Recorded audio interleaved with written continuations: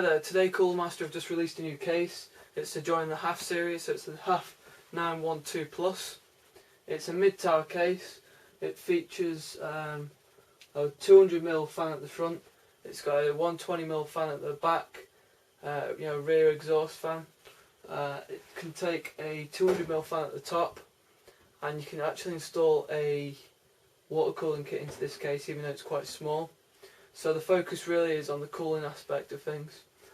It takes micro ATX and ATX motherboards, and there's a few nice features inside which we're going to be taking a look at throughout the video. So if you just stick with us and usual sort of thing, we'll just take you through the features and do an install. Starting at the front of the case, we have a plastic mesh front bezel which has a rugged look of the HAF series. It's got 4 5¼ bays. At the top we have 2 USB 2 ports, an eSATA port, a microphone socket, a headphone socket, a reset button, power LED and a hard drive activity LED, a power button, and at the top we have a storage area. The HAF 912 Plus doesn't come with a top mounted fan, but there is space at the top there to attach one at 200mm, or you can even put in there a water cooling kit. Now typically we have a rear 120mm exhaust fan installed in there, and then below this we have 3 rubber grommets which are for cabling or tubing.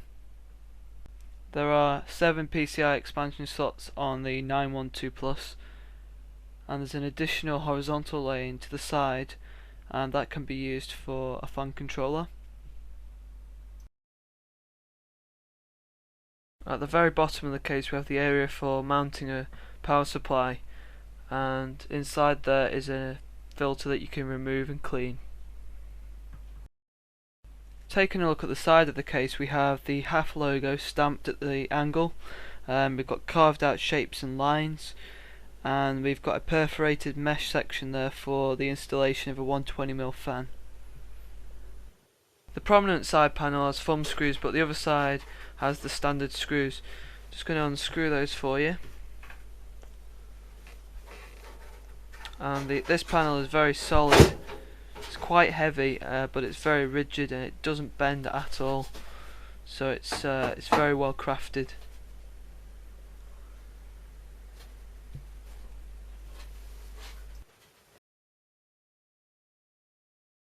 Inside we have the 120mm rear exhaust fan. It's a Cooler Master fan. It has Molex and 3-pin connectors, so whether you want to plug that onto your motherboard or into your power supply. Looking at the cutout on the motherboard tray, this is probably one of the biggest cutouts that I've seen on any case. It's bigger than the 120mm fan that we've just taken a look at, so it's sure to cover all sockets and all backplates. For fixing optical drives into position, it's quite simple.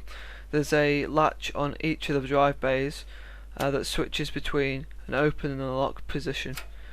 So when it's locked, it moves 2 metal rods into the holes on the drive, and that holds them into place. We'll show you this a little bit later on.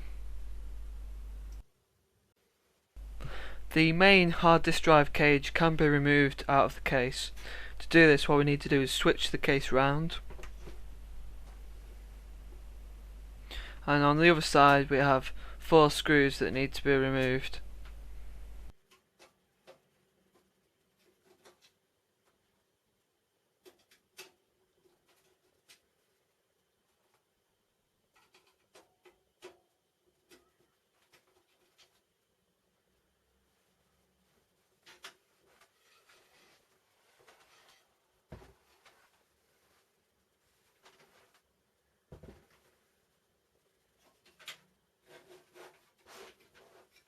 The cage can then be removed.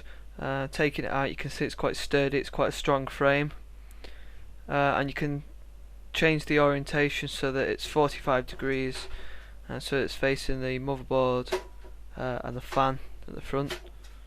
Just need to push it into place. or you can remove it entirely.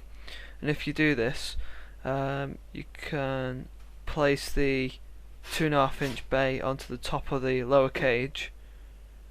You just have to remove the 2 screws and put the 2 screws back in just to make sure it's secure, and this can probably increase your airflow within the case.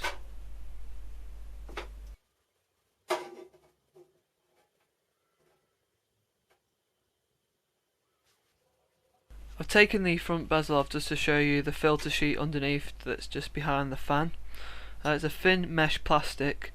It's the same type that's used on the power supply area as well, and it can be taken out and just washed. I'll show you the accessories that are bundled with the 912 Plus. First of all, you get an instructions manual. It's actually very helpful, it's easy to follow. And then inside the box we have some brackets to fit the 3.5-inch drives. You got a standard hard disk drive, and you have some additional brackets for 2.5-inch devices such as your SSD, and a bag of assorted screws with cable ties, and then some additional brackets. And these are used to mount 3.5-inch devices within 5.25 bays.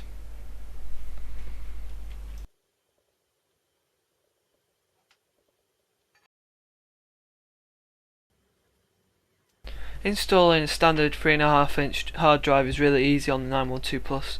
All you need to do is get 2 brackets from the packaging, pop one on either side of the drive. Just make sure that the tail end is facing the front of the drive, not the side with the starter ports and the power.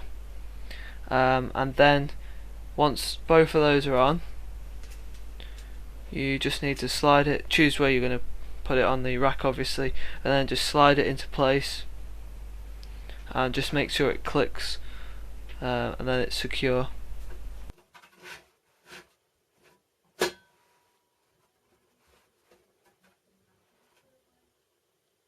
Now for the solid state drives, I've moved the cage from the default position onto the rack, and I think this will just increase the airflow performance within the case because it's more open there.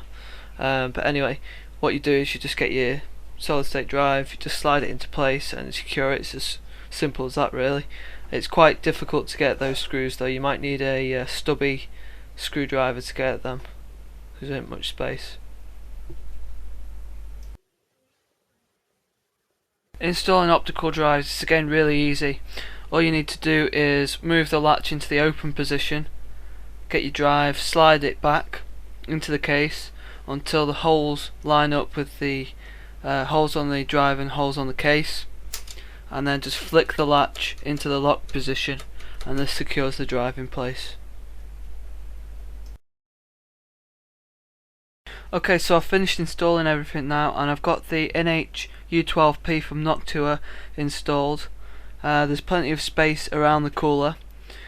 In height it's roughly around 158mm, so to the door and between the cooler there's plenty of space there. At the top of the case we've got plenty of space also, that's without the fan of course. And then with the cage removed, it's not very easy to tuck away the cabling. There's nothing to actually pin it to, so it might be worthwhile actually having the case inside there if you're wanting to have a tidy job. And with regards to the power supply, there's I'd say a comfortable amount of space between the motherboard and the power supply. With regards to the graphics card, I've got in there an 8800 GTX. There's quite a bit of clearance on the end of that. You're looking at a couple of inches at least.